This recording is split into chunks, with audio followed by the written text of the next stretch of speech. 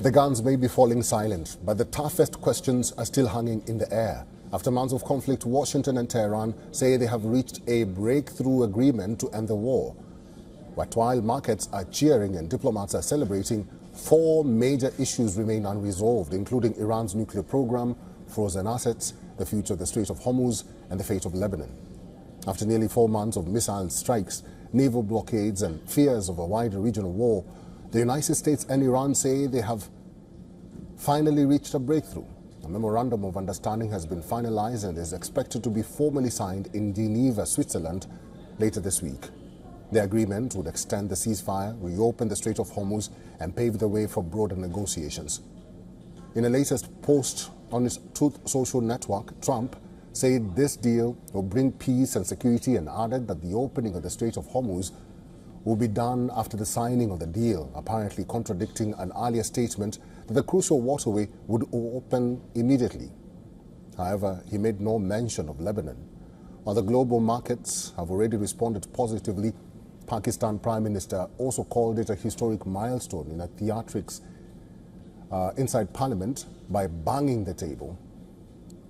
जब अपना काफिला अज़्म यकीन से निकलेगा, जब अपना काफिला अज़्म यकीन से निकलेगा, जहां से चाहेंगे रास्ता वहीं से निकलेगा, वतन की मट्टी मुझे एड़ियां रगड़ने दे, मुझे यकीन है चश्मा यहीं से निकलेगा.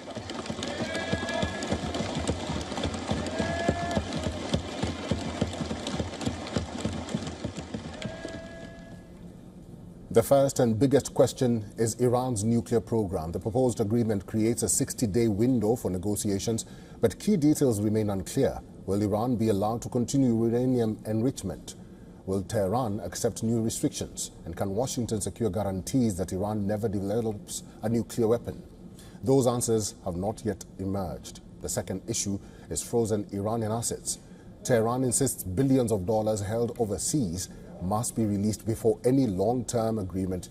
Iranian officials have publicly linked sanctions relief and access to frozen funds to future negotiations. Washington, however, has not confirmed any such commitment. The third issue is the Strait of Hormuz. Both sides say the vital shipping route will reopen after the agreement is signed. Exactly how that arrangement would work remains uncertain. And for the global economy, that's a crucial question. Meanwhile, the U.S. Vice President J.D. Vance says that the U.S. expects Iran will not charge tolls on shipping through the strait. And that issue will be discussed as part of the new peace deal. However, the Iran's foreign ministry said that the country would charge maritime service fees on ships transiting through the strait rather than imposing tolls under a framework deal with the United States. Then there's Lebanon. Iran says the agreement includes a ceasefire on all fronts, including Lebanon. But Israel is not a signatory to the deal. Israeli forces have continued operations against Hezbollah targets, raising doubts about whether the Lebanon front or the Lebanon issue can truly stay quiet. Diplomacy has achieved what missiles could not, a pause in the fighting, at least for now.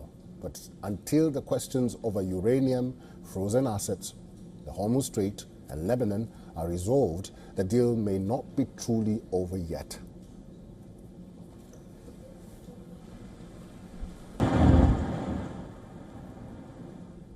And joining us on this broadcast is Ms. Jane Kinninmore. She is the CEO of the United Nations Association UK and a Senior Associate Fellow at the ELN. Ms. Kinninmore, it's good to see you. She is live in London. Thank you very much for your time.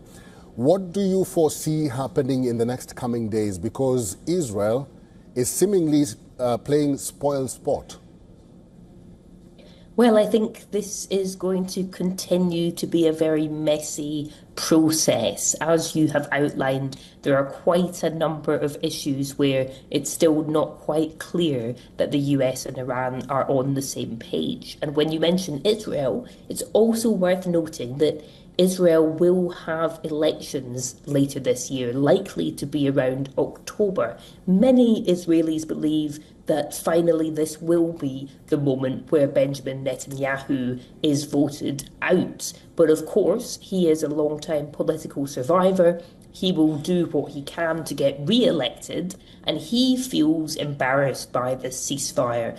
Generally, The Israeli opposition leaders are saying that the ceasefire is bad for Israel, and they are saying that Netanyahu looks weak. So I think that is really quite worrying, that there will be domestic political pressure in Israel for Israel to continue fighting Hezbollah in Lebanon. We've already seen the Israeli internal security minister has said on X that Israel will not be withdrawing from territory that it captured in Lebanon, but of course the rest of the world regards that as an occupation that should end. So that is going to be a major complicating factor, and probably we will see shipping improve, but still a lot of uncertainty and fears of ongoing instability in the Persian Gulf region. Ms. Kinnan-Moore, Friday will be a very important day, not only for America, Iran and Israel, but also for the world, because we are expecting the deal to be signed in Geneva, Switzerland on that day. Then comes in Pakistan. Pakistan says they will continue to be the mediator between the United States and Iran. What is it for Pakistan? What role is it going to play before the deal is signed and after the deal is signed? Well, Pakistan has emerged as a mediator in a way that hasn't really been seen before, but it is a country that has got good relations with both the US and with Iran. It's had those good relations with Iran for really quite a long time. And it's emerged as a mediator partly because two Gulf countries, Oman and Qatar, who had been mediating, really felt that after mediating in various regional conflicts for months, the mediators have a hard time. They can easily get burned.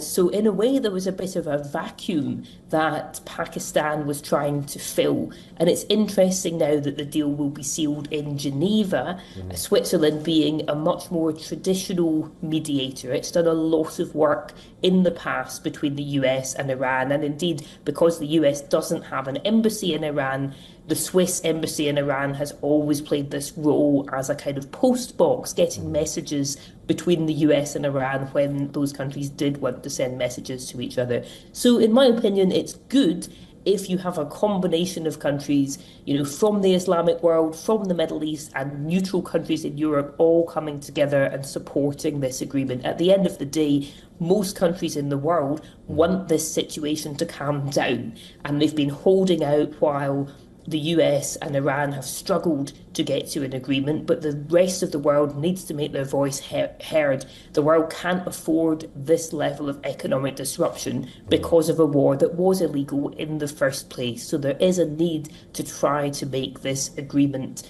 really be a window of opportunity for something bigger, broader, and more detailed to be thrashed out. Ms. Jane Kinnan-Moore, it's good to see you. We'll have to end this discussion here. Thank you very much for your time and for talking to us today.